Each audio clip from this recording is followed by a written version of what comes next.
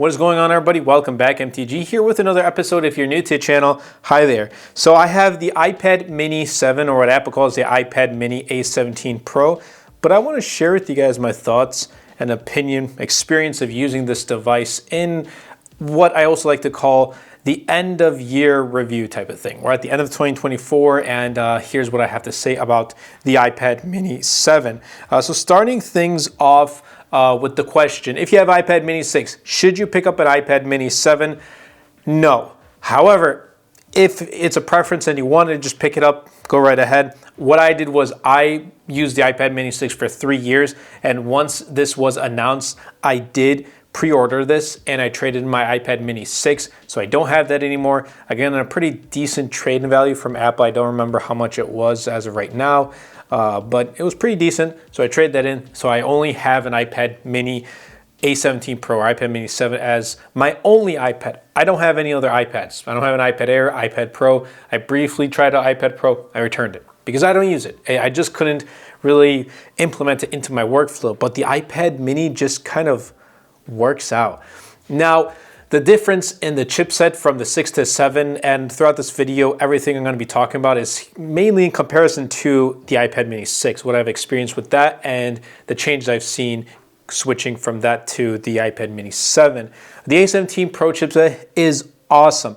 With the previous model, I started to feel like it was starting to kind of lag in a sense. It was getting a little slow and taking its time, but this one, it feels buttery smooth, and that's to be expected. I'm still not happy with the fact that it comes with a 60 hertz display and it's not OLED or anything like that, but you know, whatever. Like, I'm not happy with it, but I've gotten used to it at this point. But I am still hoping for an iPad mini Pro someday, one day. One can dream, right? If we don't get it, whatever, but I'm just going to keep on dreaming of an iPad mini Pro. Just imagine how amazing that would be.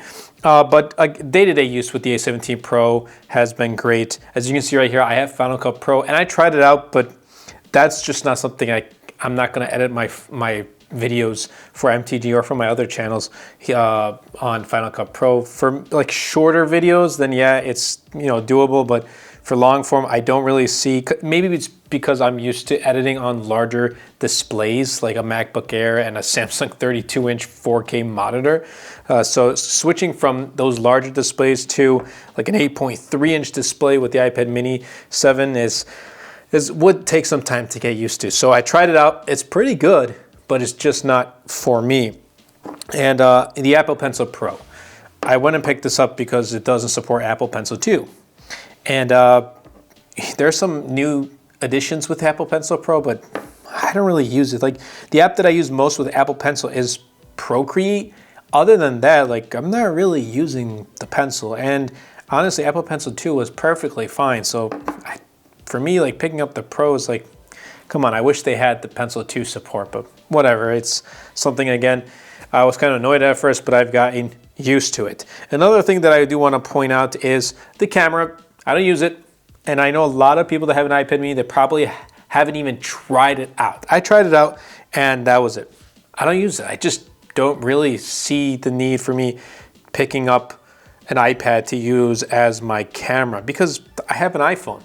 I have other devices that take better photos, better videos, so I don't really have the need of using an iPad mini. But if you're going to scan documents and stuff like that, then yeah, it does come in handy.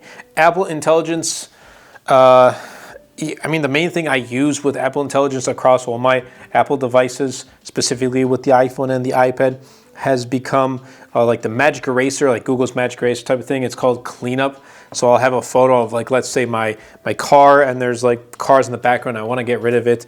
I just use that, and that's pretty much the main feature I've been using. There's like summaries and stuff like that. But everything else about the iPad mini 7, in my experience, has been pretty much the same.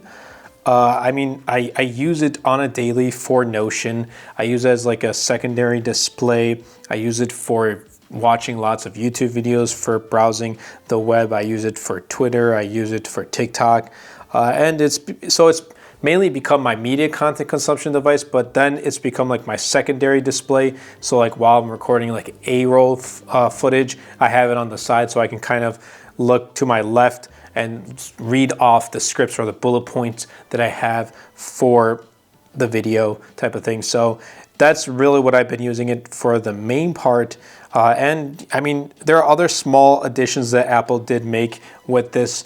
Yes, there is the base storage, which doubled to 128 gigs. I'm still at 256 gigs. There is a 512 gig option for those who are curious and those who are wondering. And also this case from Pataka, absolutely love it. I'll be leaving a link in the description down below, but this was pretty nice. It's great. And yeah, everything else, a faster USB-C port, something I do appreciate. Having Wi-Fi 6E is also great. If you pick up the cellular model, that's eSIM only, so that's something to keep in mind. I didn't pick it up. Again, if this was iPad Pro Mini, I would have picked it up, or iPad Mini Pro, I would have picked up an eSIM, but I just don't really know. I don't know. I want to see more things with the iPad Mini. I want to see this device perform great. I'm not asking for it to be like a computer replacement, but just imagine a 120 Hz refresh rate display. Imagine an OLED display, a thicker chassis which houses better battery. The battery life has also been pretty good. It will last, standby time is also great. It will last me 2 to 3 days without charging. And I'm not using it heavily, so I'll watch a couple YouTube videos and then kind of place it down, and then when I'm recording a video, again, I'll use it, and then I'll use it in the evening. So it's not really taking up that much charge. Standby time is phenomenal. But having a larger battery with a thicker chassis, again, having thinner bezels, having an upgrade display, having a Pro chip, like an M Pro, like an M chipset. So that's just something that I would personally love to see. Again, I don't think it'll happen, but one can only dream of seeing an iPad Mini Pro. And the amount of people who want to see this happen is probably very, very little. So that's just something I want to kind of put out there in the video. But all in all, if you are in the market looking for an iPad Mini, I think this is the one to buy. I think it's time, like the iPad Mini 6 is on sale. I still think this is the one to go for. Because of the improvements you're getting. Yes, the 3-year difference, like there's 3 years between the 6's release and the 7's release. There could have been more upgrades, but with the upgrades you're getting here, I think it's going to last longer and better. And overall, you're going to appreciate it more if you do pick this up rather than if you pick up the iPad Mini 6, which is either going to be like used or it's not going to be running as well. This has brand new battery, brand new chipset, so it's going to last much longer, and Apple's going to support it a little bit longer than the iPad Mini 6. Again, like I said, if you have the iPad Mini 6 though, should you upgrade? Probably not. If you find a really good deal and you do a trade in whatever it is, then that definitely comes down to you. If it's a preference type of thing, I would personally hold on to it. If I wasn't reviewing tech, I would be holding on to my iPad Mini 6 until I saw a worthy upgrade to an iPad Mini. But I hope you guys did enjoy this video. This is still my favorite and only iPad. And the reason why I say that, because I just do iPad things, like content consumption. It's easy to carry with me on the go. I've used this on airplanes quite a few times, and it comes in very handy. Well, I've used the iPad Mini 6, but it's the same experience. You know, it's not like I'm going to experience something different by using the 7. But I use the iPad Mini 6 on airplanes quite a few times, and it's a great travel device. Absolutely love it. But that's really it for this video. I hope you guys did enjoy. If you did, definitely be sure to superman that subscribe button, comment down below, and best of all, share this video because it really does help out the channel out a lot and will help push my content out to more people. That's been it for me, and I'll catch you guys in the next video.